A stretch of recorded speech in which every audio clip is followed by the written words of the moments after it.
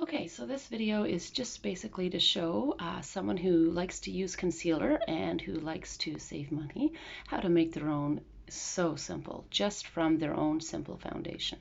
Now, um, those of you know, concealer is usually twice to three times the amount of the price of foundation, and you get very little amount in comparison.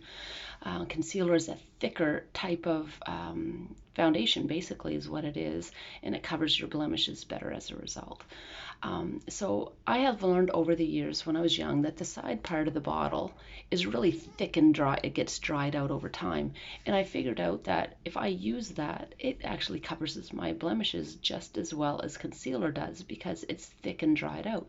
So I decided to make my own.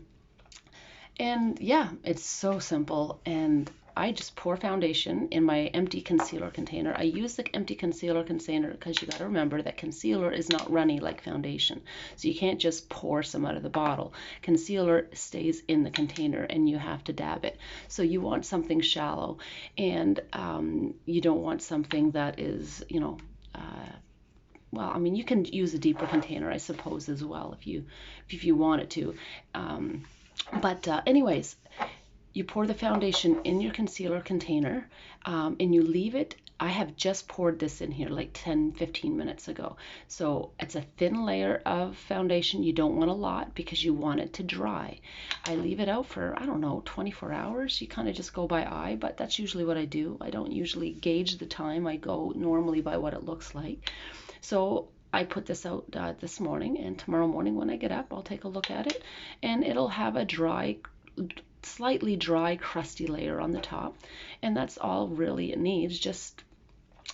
So I stir it up with my finger and just mix the dry top layer with the moist underlayer, and make sure it's a thicker layer that I want, like similar to concealer or to the thickness that you need.